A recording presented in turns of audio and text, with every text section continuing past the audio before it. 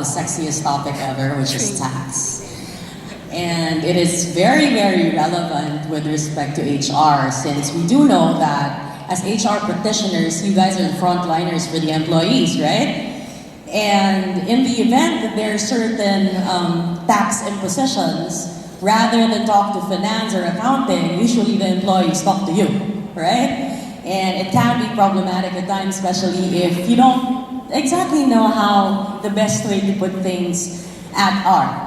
Now, in this particular panel that we'll be having, since I am with more knowledgeable people from the government as well as from private practice, and to be honest with you, my practice is litigation, and I'm so used to asking questions. What we'll be doing now is we want to see the point of view of people, whether positive or negative, the government and private practice, with respect to the trade law, the trabaho bill, and every relevant tax laws that are coming or is already present. So first off, is the trade law and the trabaho bill relevant to HR personnel? And I think I'll go with Isaac Rally first. Katie, I understand that I'm supposed to be moderating, so I wasn't prepared to be one of the panelists. Okay, but anyway, since I'm here, I think it is very relevant. In a way, like for trade, for example, as mentioned in the presentation of Congressman Daxco earlier, the lower income tax should be benefiting the employees of the companies. And for the Trabaho bill, which they passed recently in Congress, but it's still pending at the Senate, then this will be, most of the companies here probably, or some companies have been receiving incentives. So I think this is a perfect opportunity also to clarify what the Trabaho bill is, because oftentimes it's we're just focusing the issues on removing the incentives rather than also the other part of which is to also lower the corporate income tax. So of course, if the corporation would be affected with all these laws, with the new policies, then obviously it will also redound to their employees. So that's why I think it's important for the HR to be informed of the bills. In fact, you should be involved even before the bills will be passed in either the lower house or in the Senate, so that you are part of the stakeholders, so you should have a say or maybe a suggestion on how your employees would also benefit the laws before it will be passed by the lower house or the Senate.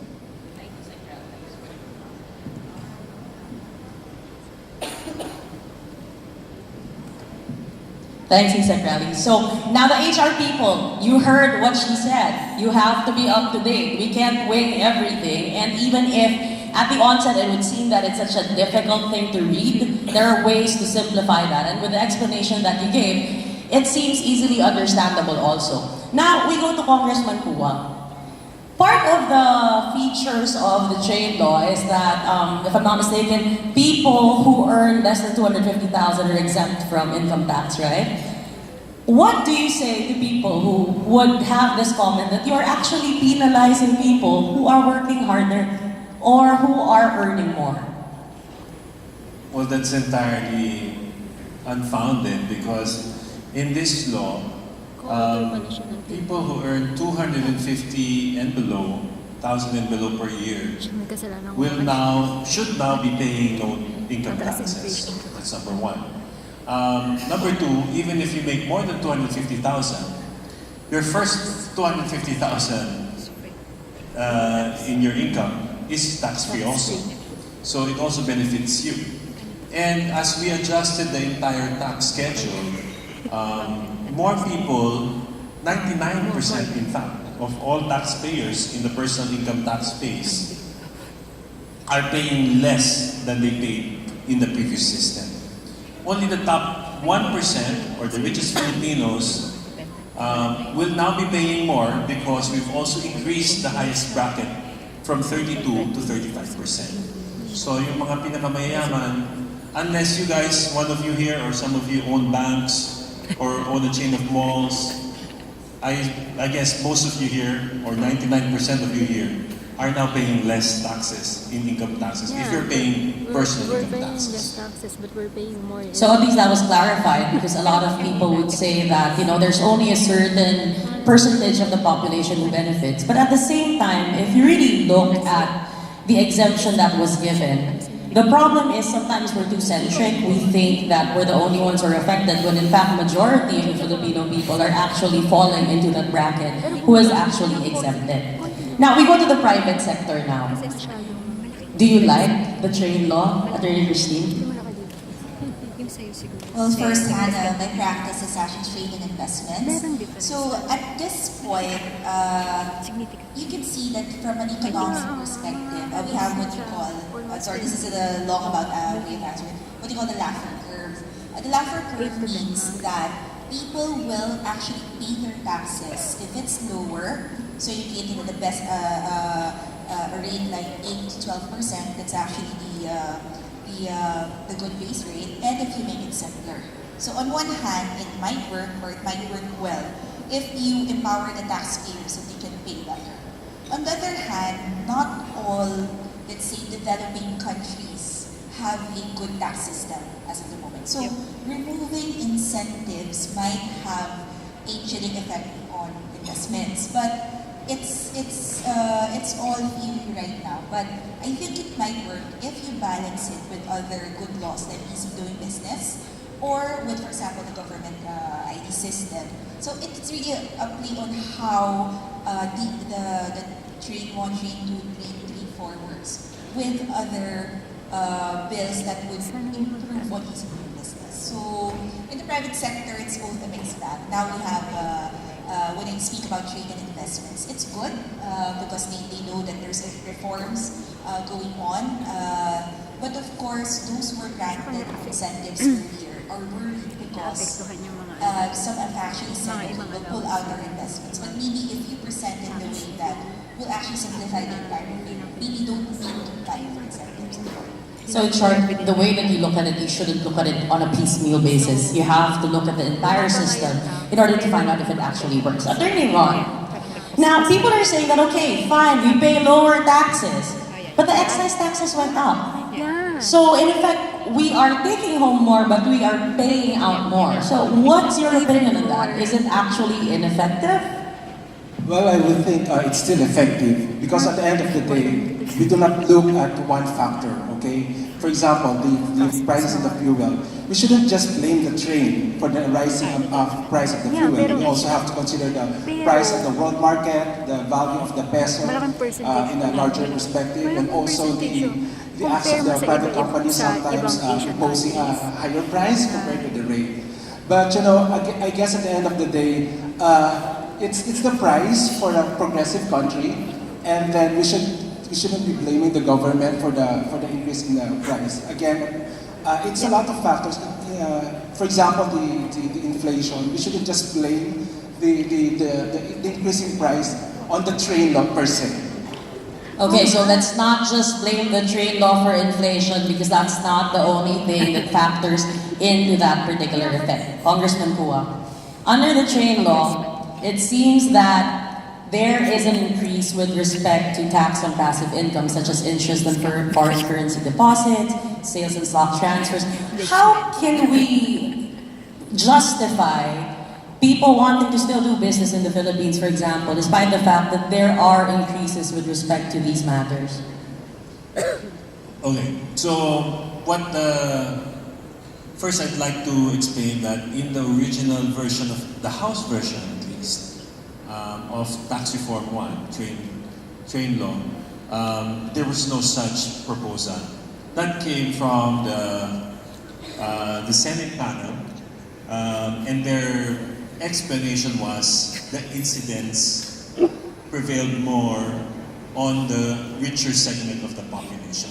So they viewed it as a tax on those who can afford, as against a tax that will be affecting the less, the more marginalized in our society.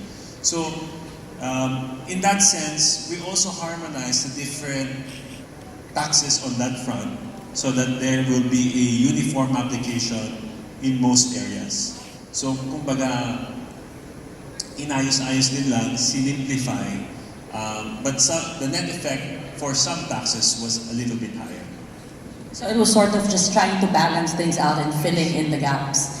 So that's clear. Even if there were certain increases, it was to compensate for certain decreases as well in order for things to be more or less equal, because absolute equality can never be achieved at any rate. Now, Yusek Relly, with respect to corporations, because we know that trade one seems to focus on individuals, is there anything good to be expected by corporations with respect to the comprehensive tax program that the government is about to roll out? Definitely. No, but first, Katie, I'd like to clarify that I'm not with government. So, but we were part of the team who helped government draft the trade. But actually, what we propose is a comprehensive tax reform package, as rightfully said by Attorney Steve earlier. We have to look at the tax, the CTRP as a comprehensive changing of the tax system. So that will appreciate it more. Kasi ngayon, we're looking at it as a piecemeal. So we look at trade separately from the other packages. Now, we go to your question. I think one of the reasons why we wanted to lower our corporate income tax is that if you will compare it with the other taxes in the ASEAN region, in our neighboring countries, the Philippines is one of the highest. Second or third, if I'm not mistaken. Maybe Congressman Dax and Attorney would be more familiar with that. So in that, yeah. So we have one of the highest taxes, among the our neighboring countries. And then I'd also like to point out that on the incentives, I think this can also be an opportunity for Congressman Dax to explain that we're not entirely removing the incentives. No? We're actually rationalizing. That's one of the objectives of the Trabajo Bill.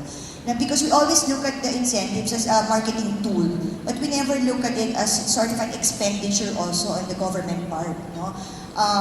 Remember that every time we took away 1 peso from the tax, that's supposed to be received by the government, from the corporation, then it also means that you're depriving maybe one school building or one part of the funds for the infrastructure project of the government. So siguro parang kailangan lang medyo change our perception on tax, especially on the incentives part. But I think Comdax would be in a better position to explain that because he's the author of the law. Sige, thank you. I saw a sign that says 1 minute. Time is up. Okay, can I just give you a glimpse of the big picture of the entire comprehensive tax reform philosophy? Okay, so that's why in my speech I said after the global economic crisis of 2008, the Philippines was doing good. We were recording 5 to 7% GDP economic growth for almost a decade. So, kung ito-total mo yung 5 to 7% growth for 10 years straight, that amounts to hundreds of billion pesos in economic growth. It means our economy grew by hundreds of billions of pesos, maybe trillions even, in that 10 years. And yet, when you go outside of Metro Manila, you still see the lack of infrastructure in the rural areas. You still see there's no electricity in the hinterlands. You still see that the isolated islands of the Philippines are undeveloped. You still see 30 million poor Filipinos all over the country. So where did that hundreds of billions or trillions of economic growth go? It was not distributed. It remained in the elite. It remained in those who have the economic power. So what does tax reform try to do? It tries to collect more taxes from those who can afford in order to provide the services and infrastructure in those who are in the areas where the less fortunate Filipinos are living. So that's the entire philosophy of tax reform.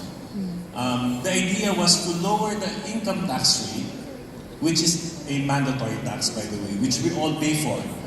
And to compensate that with consumption taxes, which we all can control.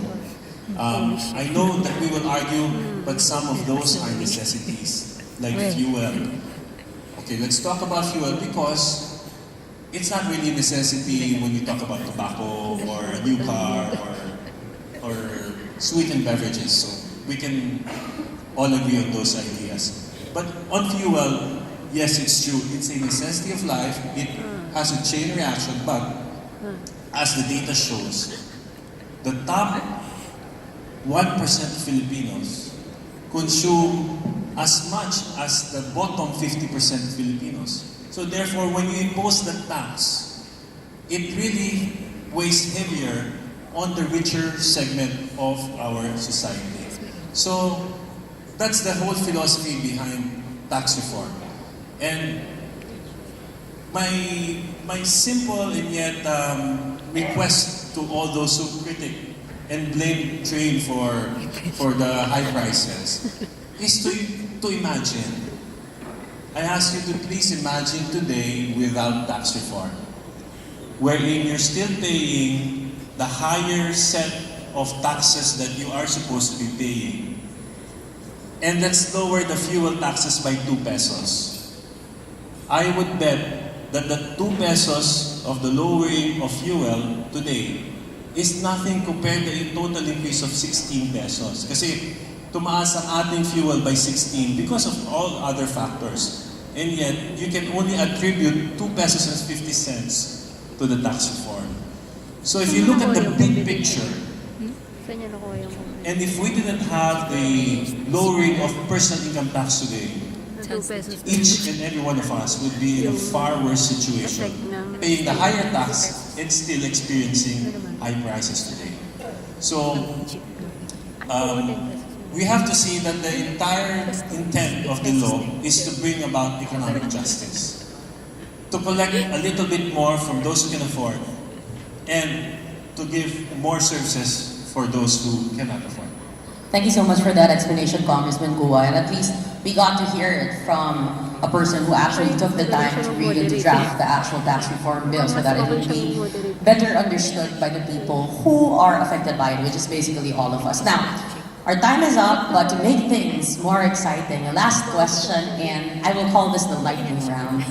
You're just supposed to answer yes or no and give a quick explanation. Is taxation theft under your law? It's not, because it's the price that we pay for a better government and for a better economy. No, it's shared expense for living together. Taxation is theft.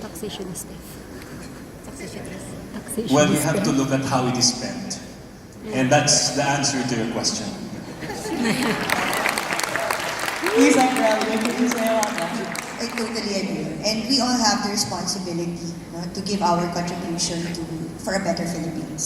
So thank you very much to our panel, and we hope that we did make